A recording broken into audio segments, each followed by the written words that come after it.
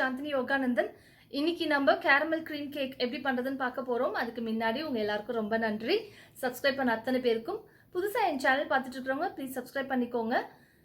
உங்களுக்கு இந்த video பிடிச்சிருந்ததுனா like பண்ணுங்க, फ्रेंड्स அண்ட் ரிலேட்டிவ்ஸ்க்கு ஷேர் பண்ணுங்க. ஏதாவது டவுட்ஸ் இருந்தா கமெண்ட்ல கேளுங்க. நீங்க எல்லாம் செஞ்சு பாத்தீங்கன்னா அந்த வீடியோஸ் ஆர் போட்டோஸ் வந்து எனக்கு மெயில் ஐடிக்கு ஷேர் பண்ணுங்க. Sauce and spices mail ID உங்களுக்கு இந்த டிஸ்கிரிப்ஷன் பாக்ஸ்ல இருக்கும். அண்ட் அதர் சோஷியல் மீடியா லிங்க்ஸும் இருக்கும். ஸோ ஷேர் பண்ணுங்க. இப்போ நம்ம வீடியோக்குள்ள போலாம்.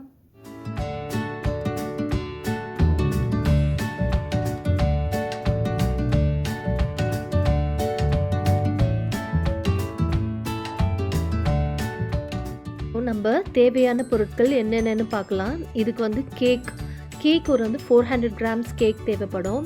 டீ கேக்காக இருந்தால் ரொம்ப நல்லாயிருக்கும். பிகாஸ் இது வந்து நல்ல காமனான ஃப்ளேவராக இருக்கும் இல்லையா, ஸோ அதனால நல்லாயிருக்கும். ஸோ அதனால நான் இந்த மாதிரி டீ கேக் எடுத்திருக்கேன்.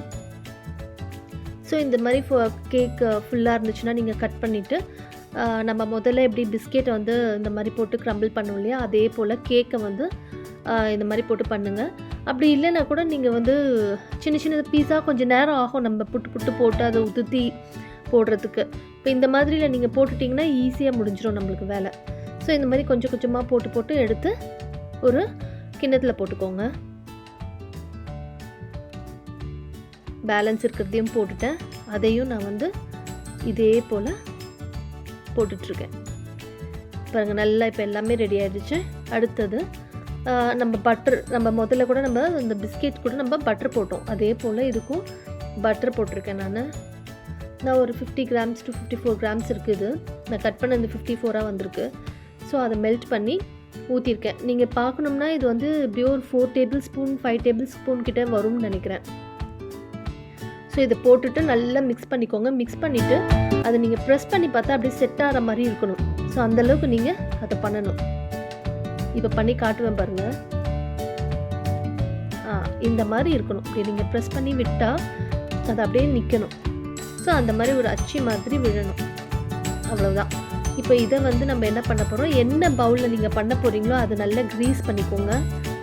பட்டர் போட்டு நான் இப்போ நல்லா க்ரீஸ் பண்ணுறேன். லாஸ்ட் டைம் உங்களுக்கு வந்து பேக்கிங் ட்ரேயில் பண்ணி காட்டினேன். இந்த வாட்டியும் இதுவும் பேக்கிங் ட்ரே தான். இது வந்து டிரான்ஸ்பரண்ட்டாக இருக்கிறதுல நான் பண்ணி காட்டுறேன். உங்கள்கிட்ட என்ன மாதிரி இருக்கோ அதை நீங்கள் பண்ணிக்கலாம். ஏன்னா நம்ம இதை வந்து அப்படியே இனிமேல் ஃப்ரிட்ஜில் தான் வைக்க போகிறோம், அவனில் வைக்க போகிறது கிடையாது. ஸோ அதனால் உங்கள்கிட்ட என்ன மாதிரி பாத்திரம் இருக்கோ அந்த மாதிரி நீங்கள் பண்ணிக்கோங்க. இப்போ போட்டு இதை போட்டு நல்லா ப்ரெஸ் பண்ணி செட் பண்ணுறேன். இப்போ இதுக்கப்புறமா ஒரு ஃப்ரிட்ஜில் வந்து ஒரு 10 நிமிஷம் இல்லைன்னா 15 நிமிஷம் வைங்க. கொஞ்சம் நேரம் அது கொஞ்சம் நல்லா செட் ஆகும். அதுக்குள்ளே நம்ம அடுத்த லேயர் இது பார்க்கலாம். இப்போ இதுக்கு வந்து ஒரு 4 கப்ஸ் மில்க் எடுத்திருக்கேன். அது கூட வந்து கார்ன்ஃப்ளவர் அது ஒரு 5 டேபிள் ஸ்பூன் போடுறேன். இதுக்கு வந்து நான் வந்து க்ரீம் கேரமல் அப்படின்னு சொல்லிட்டு கிடைக்கும் உங்களுக்கு கடையில். ஸோ அது வந்து 2 பேக்கெட் யூஸ் பண்ணுறேன். ஒரு பேக்கெட்டில் வந்து இந்த மாதிரி ஒரு பவுடர் அண்ட் ஒரு கேரமல் வரும்.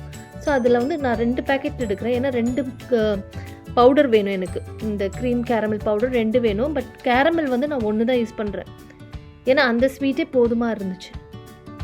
ஸோ 2 பேக்கெட் பிரித்து கொட்டியாச்சு. கார்ன்ஃப்ளவர் போட்டாச்சு. இப்போ நல்லா மிக்ஸ் பண்ணிவிட்டு ஸ்டவ்வில் வைக்கணும். நம்ம நல்லா கட்டி இல்லாமல் மிக்ஸ் பண்ணிக்கோங்க. மிக்ஸ் பண்ணிவிட்டு நம்ம இதை வந்து ஸ்டவ்வில் வச்சுட்டு இது வந்து கேரமல் அதையும் போட்டுறேன் நான் இதில். இது வந்து வெனிலா சுகர் அது ஒரு பேக்கெட் போட்டுக்கிறேன் நான். உங்கள்கிட்ட வெனிலா எசன்ஸ் இருந்தாலும் அது ஊற்றிக்கோங்க. கொஞ்சம் ஒரு சின்ன ஸ்பூன் ஊற்றிக்கோங்க. என்கிட்ட இந்த பேக்கெட் இருக்குது வெனிலா சுகர் பேக்கெட், நான் அதை போடுறேன். போட்டுட்டு நல்லா மிக்ஸ் பண்ணிவிட்டு எல்லாத்தையும் போட்டு நல்லா மிக்ஸ் பண்ணிவிட்டு ஸ்டவ்வில் வைக்கிறேன் நான். அந்த இது நம்மளுடைய அந்த கேரமல் வந்து நல்லா மிக்ஸ் பண்ணி மெல்ட் பண்ணணும் நீங்கள். ஸோ நல்லா மிக்ஸ் பண்ணதுக்கப்புறம் ஸ்டவ்வில் வைக்கும் போது அதை நல்லா விஸ்க் பண்ணிக்கிட்டே இருக்கணும். இல்லைன்னா வந்து அடி பிடிச்சிரும். ஸோ நல்லா திக்காகிற வரைக்கும் நல்லா விஸ்க் பண்ணணும். பிறகு நல்லா திக்காகுது. உங்களுக்கு அந்த இது தெரியும், பண்ண அந்த கஸ்டர்ட் மாதிரி வரும், நல்லா திக்காக வரும். ஸோ அது நல்லா வந்ததுக்கப்புறமா நம்ம ஃப்ரிட்ஜிலேருந்து அப்போ எடுத்தால் போதும். ஃப்ரிட்ஜிலேருந்து எடுத்துகிட்டு இதை அது மேலே ஊற்ற போகிறோம். நம்ம சூடாகவே ஊற்றலாம், ஒன்றும் இது கிடையாது. ஸோ நம்ம அப்படியே ஊற்றிட்டு நல்லா ஃபுல்லாக ஸ்ப்ரெட் பண்ணி விட்டுருங்க.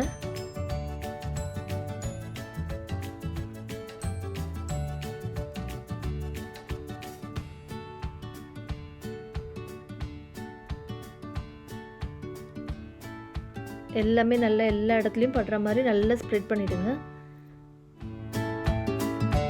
ஸ்ப்ரெட் பண்ணிவிட்டு இதை அப்படியே மூடிட்டு ஒரு 3 hours நம்ம ஃப்ரிட்ஜில் வச்சிடலாம்.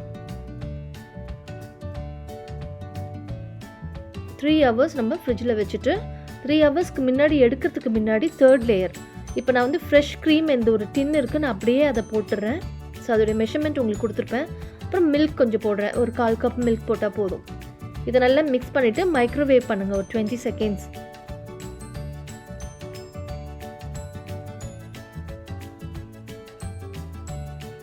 ஸோ அப்படி பண்ணும்போது நல்லா ஸ்மூத் ஆகிடும். ஏன்னா இப்போ நான் வந்து சாக்லேட் சிப்ஸ் போட போகிறேன் ஒரு கப்பு. ஸோ உங்களுக்கு வந்து டபுள் பாயிலிங் மெத்தடில் கூட நீங்கள் பண்ணிக்கலாம். பட் அதை விட இந்த மாதிரி மைக்ரோவேவில் பண்ணுறது வந்து ரொம்ப ஈஸி உங்களுக்கு. இப்போ இந்த சிப்ஸ் சாக்லேட் சிப்ஸையும் போட்டுட்டு அகெயின் ஒரு 20 seconds வந்து நான் வந்து மைக்ரோவேவில் வைக்க போகிறேன். வச்சு பண்ணும்போது நல்லா மெல்ட் ஆகிடுச்சு பாருங்கள். இல்லைனா நீங்கள் அடியில் சுடு தண்ணி நல்லா சூடு பண்ணிவிட்டு அதுக்கு மேலே ஒரு இந்த பாத்திரம் வச்சு நல்லா மிக்ஸ் பண்ணணும். அப்போ தான் உங்களுக்கு இந்த மாதிரி ஆகும். பட் இது வந்து ஈஸியாக வந்து நம்மளுக்கு முடிஞ்சிருச்சு, ஒரு 40 secondsல முடிஞ்சிருச்சு இது. ஸோ இது ரொம்ப ஈஸி மெத்தட் இது. ஸோ இப்போ பாருங்கள் நல்லா இது மெல்ட் ஆகிடுச்சு. நல்லா வந்து கொஞ்சம் கூட இது இல்லை. இப்போ இந்த ஸ்டேஜில் வந்து நம்ம என்ன பண்ண போகிறோம், இப்போ 3 hours ஆகிடுச்சு. நம்ம ஃப்ரிட்ஜிலேருந்து எடுத்துடலாம். எடுத்துகிட்டு இப்போது மேலே இந்த டாப்பிங் நம்ம கொடுக்க போகிறோம். இதில் பார்த்தீங்கன்னா நான் சுகர் ஆட் பண்ணல, பிகாஸ் நான் கேரமல் ஆட் பண்ணியிருக்கேன். அதனால் நான் சுகர் ஆட் பண்ணல. அந்த ஸ்வீட்டு, அப்புறமா அந்த கேக்குடைய ஸ்வீட், இந்த சாக்லேட் இதெல்லாமே போதும். நம்ம சுகர்லாம் ஆட் பண்ணணுன்னே இல்லை. இன்கேஸ் உங்கள்கிட்ட கேரமல் இல்லை, நீங்கள் பண்ண முடியலன்னா வேணால் சுகர் வந்து அதுக்கேற்ற மாதிரி யூஸ் பண்ணிக்கோங்க. ஒரு 1/2 கப்பாவது இல்லை 1 நீங்கள் வந்து சுகர் ஆட் பண்ணி டேஸ்ட் பண்ணி பாருங்கள், போதும். அது ஸ்வீட் இருந்தால் போதும். மற்றபடி கேக்கில் எல்லாத்துலேயும் ஸ்வீட் இருக்குது நம்மளுக்கு. இப்போ இதை வந்து நான் ஒரு நைட் அப்படியே விட்டுற போகிறேன் ஃப்ரிட்ஜில் வச்சு. நான் நெக்ஸ்ட் டே காட்டுறேன் எப்படி இருக்குன்னு பாருங்கள். இப்போ பாருங்கள் எடுத்திருக்கேன், நல்லா செட் ஆகிடுச்சு நம்ம கேக்கு. இப்போ இதை நான் கட் பண்ணி காட்டுறேன் பாருங்கள், எவ்வளோ ஸ்மூத்தாக போகுது. நல்லா அவ்வளோ நல்ல சாஃப்டாக ரொம்ப நல்லாயிருக்கும் இந்த டெசர்ட். உங்களுக்கு நீங்கள் ஸ்டார் ஹோட்டல்லலாம் போனீங்கன்னா டெசர்ட் செக்ஷனில் பார்த்தீங்கன்னா ஒரு டெசர்ட் வந்து இந்த மாதிரி ஒரு டெசர்ட் இருக்கும். இப்போ நம்ம பண்ணுற எல்லா டெசர்ட்ஸும் வந்து கண்டிப்பாக நீங்கள் வந்து ஏதாவது ஒரு ஹோட்டலில் கண்டிப்பாக நீங்கள் சாப்பிட்ருப்பீங்க. ஸோ அவ்வளோ டேஸ்ட்டாக இருக்கும். இது நீங்கள் கண்டிப்பாக ட்ரை பண்ணி பாருங்கள். ஏன்னா இது ரொம்ப ஈஸி. கேக் கூட ரெடிமேட் கேக் தான் நம்ம யூஸ் பண்ணியிருக்கோம். அப்புறமா இந்த பவுடர் கிடைக்குது உங்களுக்கு சூப்பர் மார்க்கெட்டில், அதை வாங்கி கேரமலும் ரெடியாகவே கிடைக்குது. நீங்கள் கேரமல் கிடைக்கிற இந்த பேக்கெட்லேயே உங்களுக்கு கேரமல் வந்துடும். ஸோ அவ்வளோதான், எல்லாமே ரெடிமேடாக இருக்குது. நம்ம ஜஸ்ட்டு அந்த ஒரு மில்க் போட்டு வேக வச்சுட்டு இதில் ஊற்றி செட் பண்ணுறோம், அவ்வளோதான். ரொம்ப ஈஸியான ஒரு டெசர்ட், ரொம்ப சாஃப்டாக, ரொம்ப நல்லாயிருக்கும். சில்லுன்னு சர்வ் பண்ணுங்கள், ரொம்ப நல்லாயிருக்கும். நான் இதை வந்து கட் பண்ணி சாப்பிட்டு காட்டுறேன், எப்படி எவ்வளோ ஸ்மூத்தாக சாஃப்டாக உள்ளே போகுதுன்னு பாருங்கள்.